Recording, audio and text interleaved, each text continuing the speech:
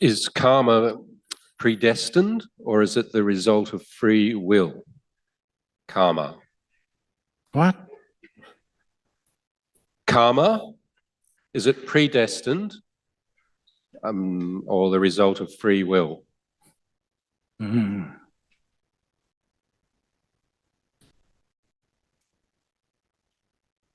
I've never thought I'd be fried like this in Christchurch. What do you think? Okay, predestined. It's a very important question. It really is. I wish we can really sit here like few days because Buddhist teaching on karma is probably the most difficult. It's the most difficult to teach.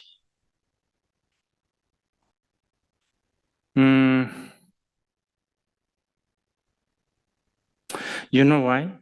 Why is it most difficult? Because it's like this. Let's say, I think some of you have heard this millions of times, so you can just go to the toilet or something.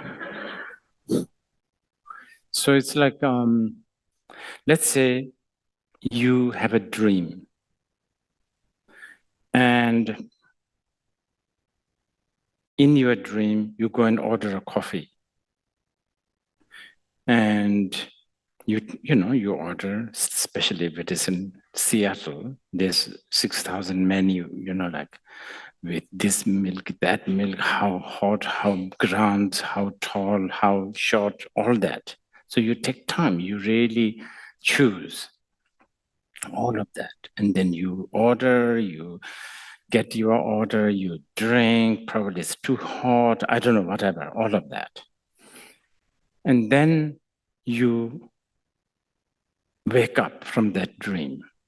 Now it's easy for me to say that was a dream, right? Obviously. So for me to teach the Buddhist concept of shunyata, emptiness, it's not bad. I think it can be taught with a little difficulty, but it's like really talking about post-dream. So it's easier. Now, in the dream, while you are dreaming, while you are ordering your coffee, and while you are drinking, I come in the dream. And then I talk about, hey, how come the coffee is not leaking from that cup? Then you say, obviously, this is a real cup. It's not real cup, it's in the dream. So to really talk to you that this is not really happening in the dream is difficult because you ordered a cappuccino and it was a cappuccino. You ordered 2 coffee and it was 2, not 5. And the cup holds it. It's not leaking. All this means it's real. And now somebody nagging you that this is not real. It's difficult. So it's a bit like that. Karma is very, very difficult to discuss. And then plus all the generalization about, things like, if you eat, I don't know, a chicken this life, if you kill a chicken and eat chicken this life, 500 lifetimes you'll become a chicken, and all that sort of generalized, simplified teachings that are necessary, by the way, because you have to sort of make dramatic teachings sometimes to the different audience. So that doesn't help, right? Also, every time we talk about a karma, we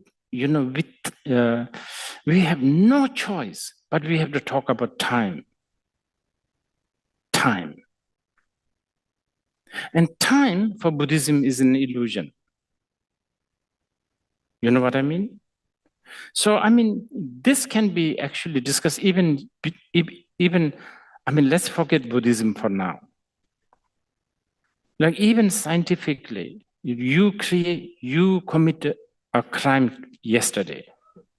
Let's say you murder somebody. Police are searching for you. They found you are sitting here and they arrest you. You could always say, hey, yesterday's me is gone. Today's me.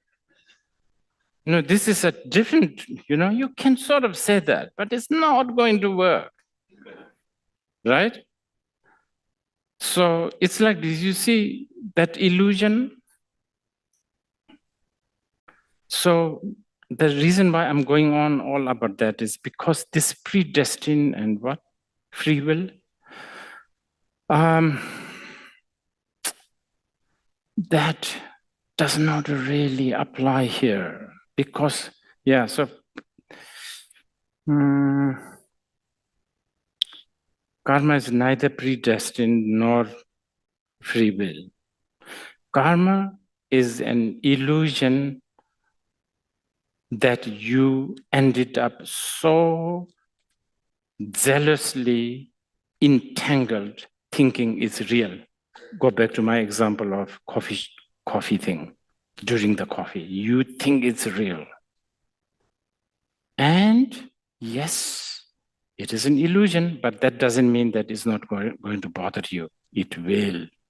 It does. Because it's an illusion, it actually can bother you really well.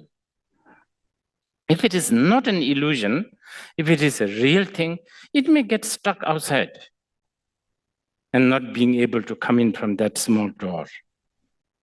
But because it's an illusion, it can just, this is why it's so powerful.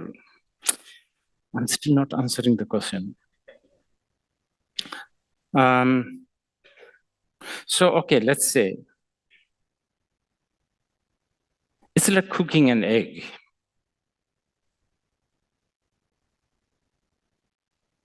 Predestined? No. You can always not cook egg.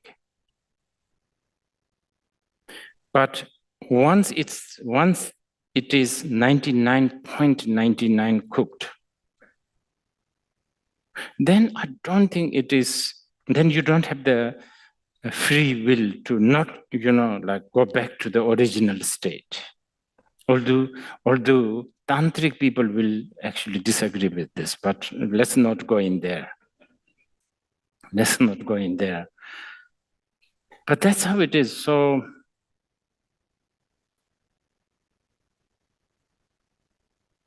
free will, no. As long as you are subject of something called cause and condition, you are manipulatable. And you are already being manipulated. So therefore, you have no free will. But having said that, you have all the power to, let's say, be in the present moment. Remember I was talking earlier? That is quite an important advice, because the moment you are in the present, then it actually causes the derail of this chain, this like a train-like, cause and condition. It really confuses them. So this is why, because right now, past, future, present, but then you immediately go to the future or the past. So thoughts, they come like a chain, and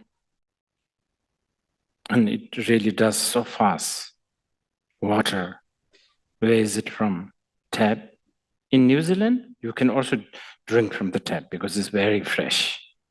But in Delhi, no, it's not possible. See how many thoughts. And the Delhi government, they are so corrupted. I wish they learned from here. And you see, this is how my thoughts are working now. Delhi, when the children are asked to paint sky, they paint gray. And when the Delhi kids were asked where the waters come from, they said from tap. See how a thought can. So thoughts are the main producers and the directors and the editors and the story writers of the karma. But the moment you are in the present, then it stops charging this force. So there you can choose. So choose to even defeat the idea of predestined. Anyway, it's very complicated. Still there's question? Can you please explain